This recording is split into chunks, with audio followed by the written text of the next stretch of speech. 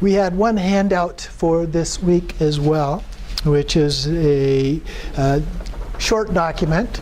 Was a response to a question from the Dalai Lama.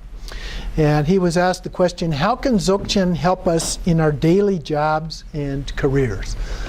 You know, as we go through the things that we've been talking about, it gets a bit abstract, and you start to wonder, well, you know, what does this really mean in terms of day-to-day living? And in fact, we have another one of these from His Holiness Dilgo Khyentse Rinpoche that we'll look at for next week.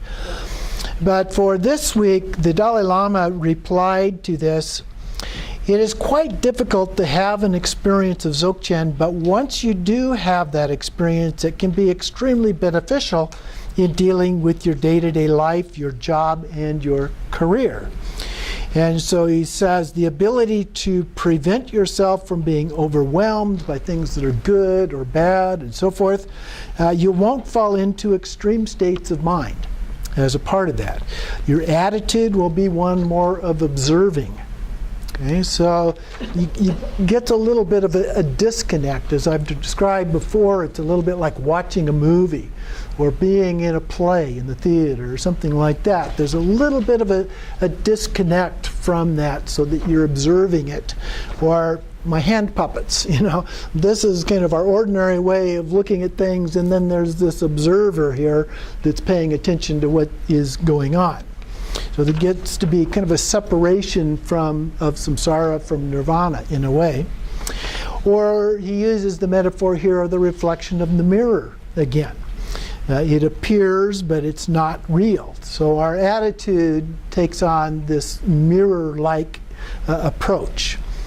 The reflection in the mirror is the object that simply reflects, and the same with you. There's no attachment or agitation to these. They're just reflections, right?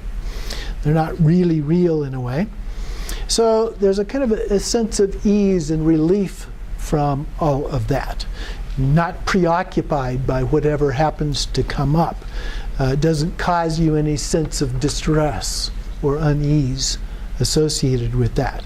So in that sense, it really does help us in our day-to-day life because we don't get caught up in those reactions, the responsiveness to those things. We're able to create a gap between stimulus and response as a part of that.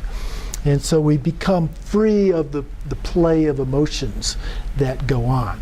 So that's basically the way the Dalai Lama expresses this in terms of the benefit of this as a part of our daily life.